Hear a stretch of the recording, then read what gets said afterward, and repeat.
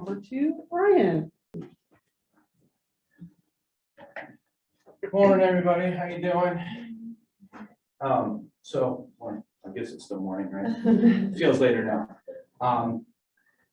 You guys have done a great job going over everything already. That was a spectacular question, by the way. Thank you very much. I know you like that one. I did. So I'm just going to kind of go over some of the more, I guess, technical points of the new legalization and what's changing with the medical program and everything too. So it's a little bit more clear, I guess, as to what the differences are now that we have adult use. So my name is Brian Essenter. I'm a pharmacist, graduate of Northeastern University. I actually worked for one of the major chains for about 16 years. Left there, started working in the dispensary back in 2015. Was a dispensary pharmacist for about 5 years. Back in 2018, I founded Consult CT, counseling patients, consulting businesses and such. Whoops, wrong direction. So what's new with the medical program? So currently there's 18 medical dispensaries in the state of Connecticut. As of last week, we had 53,726 certified patients. All the patients have to be certified for a practitioner for one of or a few of 39 different chronic conditions that have all been approved by the Board of Physicians here in Connecticut. Certifications are good for 1 year from the date that they're certified. One of the interesting parts about that for the prescribers or the certifying clinician, actually, because they're not technically prescribing, is that they just certify the patient. The patient is the one who decides what products they're going to use, how often, what the dosing is, all of that. The certifying clinician can make recommendations, but it is up to the patient to make those decisions. There are no potency caps in our program right now on the medical side of the program, which is necessary for some of our medical patients as they need certain dosages depending on their condition, their tolerances and stuff like that. And there's not going to be any taxes on any of the medical products as well. So the program will definitely benefit those medical patients so that their prices should go down. No taxes and a much wider variety of products available to them. Right now, patients are limited. This is one of the new updates. Patients are limited to 5 ounces in a 30-day period. Got a couple asterisks there because DCP has decided that they have not actually increased that as of yet. They're concerned about the supply in the program, which is interesting considering every time we've spoken to them about that, they've said that there's more than enough producers and that supply is plenty. But they're waiting to adjust that once they feel as though there's plenty of supply and everything. So it is still 2.5 ounces right this moment, but part of the law did allow them to go up to 5 ounces now in a 30-day period. As of October 1st, so it's another 10 days, patients in the state of Connecticut can grow up to 3 mature and 3 immature plants in their home at a time. And they can actually, if there's 2 adults with a medical card, they can grow 6 and 6. So they can have up to 12 plants in their home that they can grow. And as of the 1st, patients can transfer to any dispensary that they wish at any time, as long as they don't go over the 5 ounces in 30 days or 2.5 ounces as of right now. That is something that is very different than what's been going on. Patients have been locked into a dispensary. They could only change up to 4 times a year. So there was much more of a relationship that the dispensary pharmacist had with their patients, much more consistency. But it's kind of going to become a little bit more like your pharmacies. Whatever's cheaper, whatever's faster, whatever's closer is going to be a little bit more of what happens there. And it's a double-edged sword. We like to feel as though we educate our patients enough early on that we can kind of let them, go at their own devices, and they'll come back to us with questions when they're ready for more questions. But they like the idea of being educated and being able to make their own decisions and everything without having to come to us and ask questions every single time as well. So adult use, what's in effect now? So the press release here from the DCP, on July 1st, non-exempt employers may not prohibit off-work use of cannabis or take adverse action against non-exempt employees for a positive THC test. We talked about exempt versus non-exempt earlier. So unless the employer adopts a policy that states otherwise, generally an employer may not take adverse action against an employee for use of cannabis prior to applying for work for the employer. One of those weird things is that if you offer a position to a patient, whoever, and then they test positive for it, you cannot rescind it just for that. There is actually case law that goes to that as well. And that's a question that we get quite a bit from people that are applying for jobs, going for drug testing, that are very concerned. So now we have residents 21 and up can possess up to 1.5 ounces on the person and up to 5 ounces at home, which must be locked up. And then residents 21 plus are allowed to gift cannabis and cannabis products to another person 21 plus without expectation of compensation. And that gets very particular. You can't, give it for services rendered. You can't expect a donation for it. It can't be anything. And you have to believe that that person is of legal age and everything when you gift it. But, you can't even say, oh, here's a brown bag that's $80. What's in it is my gift to you. That's actually part of compensation there. So they were pretty particular about that. So what's it going to look like, in Connecticut as everything starts to finally roll out? So anyone 21 plus and older can purchase, possess, and consume. The maximum they can purchase at any one time is 1.5 ounces. That actually gets broken down between edibles, concentrates, and flour. They give what they call a gram equivalent, which it's how much flour it takes to make a particular product. If it's not flour, is what they apply to it. So sometimes a 0.5 gram of cartridge, a vape cartridge, might not only be a 0.5 gram, it might account for 1.5 grams or something like that. So that gets a little weird there, but the dispensaries calculate all that. I'd say that's plenty for most people to purchase at any one time. There will be potency limits on flour, concentrates, and edibles. It'll be 30%, 60%, and 5 milligrams respectively. Just for a little bit of perspective, right now there's flour in the program that is tested upwards of 40% THC. So, there will be limits to that. Most of the states you go to, most flour tests around the 20 to 25% range, depending. There's a lot of questions about that right now too, and how they're testing that to get it, but there will be caps there. Concentrates, those concentrates we have in our medical program that are capping at 60%, we have upwards of 93% concentrates in the program as well. And then your edibles, 5 milligrams is per dose. So I don't know if I don't remember if they capped how many doses can go in a package. I don't know if it was 10 or so, but it's 5 milligrams per dose. So if you get a package of say 10 gummies, which we don't have gummies, sorry, for example, they can't be more than 5 milligrams each for those. So that is a very low dose. We have tablets and capsules that are upwards of 50 to 100 milligrams as well. So, just for perspective, they did really kind of put some caps on there. So hopefully that does prevent some of the overuse and abuse issues as well. As of July 1st, 2023, adults 21 plus can grow 3 immature and 3 mature plants. So not for another 1.5 years. And then it will be, as I mentioned, same as the medical, 2 adults in a house, they can grow 6 and 6. But that's not till July of 2023. So right now, as of October 1st, it's only the medical patients that can actually participate in home grow. There will be a tax on the adult use. It's going to be around 16% or so. And it's going to have a 3% municipality tax, which will go straight back to that town in which the company is located as well. To start, the medical dispensaries are going to be allowed to apply for a hybrid license where they can dispense both medical and adult use.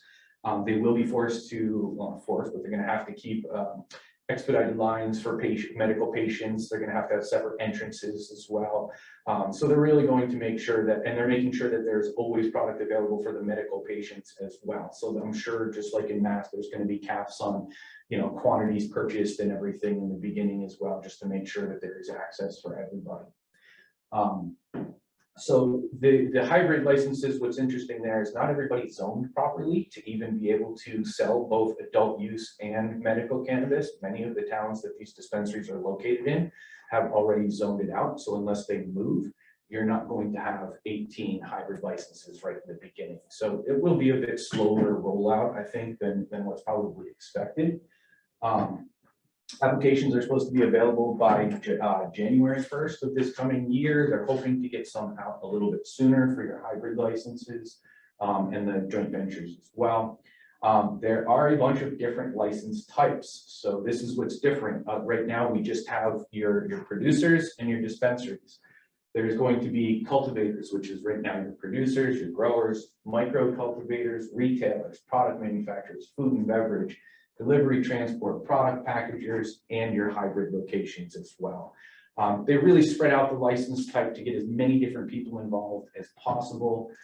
Things such as your food and beverage, your delivery, transport, those are much lower barriers to entry. The cost of the licensing is much lower as well. If anybody's curious on that, I have all those numbers too. And then the applications are all going to go into one of two lotteries. You're going to have your social equity lottery and then your general lottery. So depending on how many applications are determined for each particular type, 50% of each one of them are going to go into the social equity lottery. So all of your social equity applicants will go into that lottery. Whoever is chosen, they pay their application fee and they go on about, attempting to open their business. Those who are not chosen, they all go into the general lottery with everybody else. So those social equity applicants actually get 2 shots at it. So the general lottery will then just be the same thing for the other 50% of the applicants. And then the sales, they said they're expected to start end of next year. I'm anticipating early 2023. I think that the DCP would probably agree with me. They just don't really want to say that because people won't like that idea. They had hoped originally in May of this year. Nobody seems to think that's going to happen. We're already getting behind the ball there. So are all my employees going to be addicted to cannabis now, right? That's what everybody wants to know. Honestly, nothing should change. Really, it's still not allowable to be intoxicated at work. And OSHA high-risk employees are exempt from all of these restrictions. So, they are part of your exempted employees to all of the testing and everything else. Are you aware of how many of your employees are taking benzodiazepines, opiates, antihistamines, and everything else legally? The reason that I ask a facetious question like that is these are other medications that can cause a lot of the same type of side effects that cannabis can cause, and those intoxicating side effects. So, when patients or people are in general are testing positive for cannabis, you want to keep in mind that, as we stated, it can take a very long time for this to leave your system, upwards of 4 to 6 weeks, depending on how much and how often you're using. So, just because somebody does have a positive test does not mean that they were intoxicated at work or anything like that. Cannabis has about a 9% addiction rate. So if they start using as an adolescent or teen, it can jump to 17. I've seen as high as 30% addiction rate in those situations. But addiction to cannabis is about 9%, which is lower than things such as, Adderall and Concerta and Ritalin and stuff like that too. But what are some symptoms of cannabis use disorders and stuff that you want to look out for? Are your employees unmotivated? Do they seem to they need to use cannabis even though it's causing negative outcomes in their life? Do they need to use more to get the same effect? They're having increased anxiety, increased irritability. And cannabis hyperemesis syndrome is actually one of the big new things. It is just this chronic uncontrolled vomiting that'll happen. And a lot of people that are addicted to cannabis will be calling out sick because, I'm really sick, I'm vomiting, I don't know what's going on, I'm throwing up.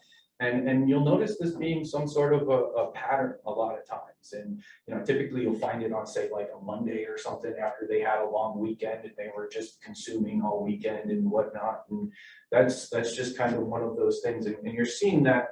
The numbers I think are a little skewed, but they're saying there's been 1,000% plus increases in seeing this cannabis hyperemesis syndrome. That's because they were not looking for it before. So when you go from 0 to 1,000, that's 1,000% increase. So it's a little bit relative there, but it's definitely something that's been more of a problem. Happens a lot with edibles, especially high dose edibles. When people think, I don't feel anything, take more. It takes a while to kick in. You end up on a very long, bumpy ride you're not prepared to be on. A couple little highlights that have come out here, a couple of articles over the past couple of weeks, actually within the last month. So Canada just had their transportation board did a study that said that there were no increased traffic fatalities or injuries, from 2015 to 2019 through all of Ontario and Alberta. So in other words, the traffic violations, the traffic injuries have shown what they're saying is not associated or virtually a 0% increase that they've seen through this. So I just added some of their results and some of the conclusions, but the bottom line was that it was not associated with the evidence of significant post-legalization changes in traffic injury PD visits in Ontario or Alberta among all drivers or youth drivers in particular. I thought that was very interesting. I know we have a lot of very legitimate concerns about driving under the influence and everything, but people are smoking cannabis now. That hasn't changed. They've been smoking it for the past 100+ years. People are driving under the influence now. We haven't noticed these things yet to be a significant issue. Will it be? Probably, as more access is increased and everything. It's something that we need to be aware of. But if we're responsible and the responsibility is taking no different than with alcohol or any other intoxicating substance, I think that we'll see probably very similar results. And then this I thought was very interesting. Actually, this was just posted or published in JAMA just about 2 weeks ago. And JAMA has been notoriously anti-cannabis, but basically what they're saying is they have not seen an increased use in students or adolescents since legalization has happened in the US. Yeah, that goes back to Colorado, and they're actually saying that it's consistent with estimates from prior studies that there was little evidence that recreational marijuana legalization or medical marijuana legalization encouraged aged youth marijuana use. So, just a couple of things just to show that I think that use will increase as access increases. This is just part of the nature of the beast. That's the way it's going to go. But I think our youth is actually much more educated than we give them credit for, especially today with social media and everything else. And I think that we've educated them to make good positive decisions. And I think that's the best way to continue with all of this is making sure everybody's educated, making sure, as we stated before, that your employers are implementing the policies, that your employees are aware of the policies that exist, because I'm sure you're going to get questions as well. If I'm an employee and this happens, I want to know. I'm sure now that it's been legal, we're running into issues already that people think, oh, it's legal. My employer hasn't said anything, so I can go use it, no problem. And they may not even be aware that they are an exempted employee, and this stuff doesn't apply to them at all. I did add some of my sources here as well. If anybody's interested in any of the information, please let me know. I'm happy to forward any of that out. And I think we have plenty of time for questions. Yeah, we do. Thank you very much, Brian. I appreciate it. I'm going to open the floor to questions, and actually, I see that Megan has a question already, and we're going to. This is sort of a question, Brian, but it's also just a follow-up point on linking together Brian's and my presentations. Just Brian was talking at the beginning of his presentation about the medicinal program. And I was talking, and then he went into the recreational program. I was talking only about, from the employment perspective and the employment law perspective, the recreational program. There are extensive protections, even more protections for employees who are qualifying users under the medicinal program. So I just want to make that clear for anybody. If anybody has an employee who is a medical marijuana or medical cannabis user, they would have additional protections in the off-duty context. And so I just want to make sure that everybody's aware of that if you ever have a medicinal marijuana user, that you don't just treat them like it's recreational, because they generally have an underlying medical condition which is allowing them to get that medicinal cannabis, which could require you to accommodate their disability or whatever it is that they have, their medical issues. So I just wanted to make that clear because I don't think I made that clear before. So that's not a question. That's a great point. Thank you. Does anybody have any questions? No, Yeah, no. I saw you chatting away. Brian, I'm reading increasingly about towns zoning out these dispensaries. Has there been any legal challenges in the state? Has the state taken a position on any of these local decisions, this home rule? I mean, it is a state home rule. Yeah, the state, the position they took was allowing the towns to do that. To do it. And that It's their was, prerogative. yeah, and that was on purpose. I think that was a big way for, everybody being a little bit more comfortable with it. The majority of the towns have put moratoriums more so than just outlawed it, or whatever, just because they want to see how everything shakes out. For instance, Danbury, the dispensary that was in Bethel is opening in Danbury next week. Danbury put a moratorium on it, but the moratorium is for 1 year. So technically, by the time that moratorium is up, the adult use sales wouldn't even have started.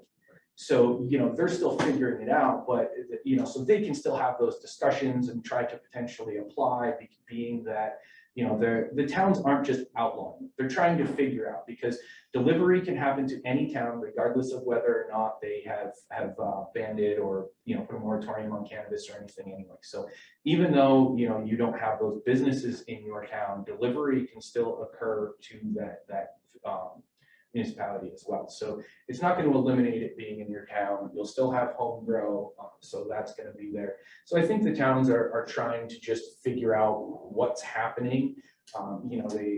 Nobody wants to be the bad example of how things happen. They'd rather see somebody else fall on their face and figure it out first, just like legalization has happened in every one of these states. Everybody wants to see how it shakes out everywhere else. So I think that as long as things go pretty smoothly, you'll see towns starting to loosen their restrictions sooner rather than later. Follow-up question. I can't help but notice billboards everywhere, particularly in Massachusetts. Massachusetts ahead of us.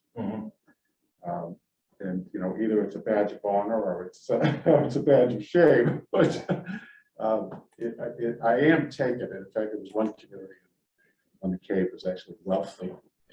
So I sort of like welcome to wealthy. Was the cannabis sign, and of course it cuts both ways, right? Because there's many in the public, and it comes back to how the feds still treat it. So why don't you answer that question? How does the Fed view cannabis? Is it still technically a controlled substance in the eyes of the federal government? Yes. So a couple of things. The advertising in Connecticut, the billboards, just to speak to that really quickly, is going away. That it is actually illegal now, and you will not see those billboards in Connecticut anymore. Part of the advertising In Massachusetts or Connecticut? In Connecticut, Massachusetts, The Pike is full of them. yeah. So, The Pike. Mass Pike. oh, yeah, it's horrible. I was just out on the Cape. I saw exactly what you're talking about. In Connecticut, they were allowed. The new restrictions with the advertising does not allow them. It actually has to show that the majority of your viewership is over 21. Now just because it's on the highway and you should be driving, there's still passengers and everything else. So that's why they're no longer going to be able to be there. Federally, now to get to that point, it's still a C1, controlled substance. It's now there's still the co-memorandum, which became something else. Of course I can't think of it right now. It's still in effect. They're still saying that they're not going to use federal funds to prosecute state legalized adult use cannabis or cannabis in these state programs. There is a big push right now amongst a lot of people in the White House and within Congress as well to both legalize and decriminalize. So they're hoping that instead of rescheduling, it gets descheduled. That's a whole other topic I could get into for about 45 minutes. But basically descheduling just takes it off completely, puts it with, any other supplements or anything else. Rescheduling would put it in the hands of pharmacies and drug companies and such as well. So, they're hoping to deschedule, and they're hoping, if they deschedule, then they don't need to really put in a full legalization. It allows the states to kind of do their own thing, but they also realize that with hemp becoming a bigger commodity and also having interstate commerce is becoming much more necessary for the hemp industry, but it also obviously really speaks to the cannabis industry as well, and how that they could start having different taxing would then have to be adjusted as well, which is your biggest barrier to all of your cannabis businesses. So there would be a lot of things that would change. My understanding is the federal government is listening to it. They got a few other issues they're dealing with right now, so. Not exactly on the top of that list there for them, but, you know, I'm not holding my breath. Thank you, Brian. Any other questions? No? Seeing we have no other questions, we'll end a little early today.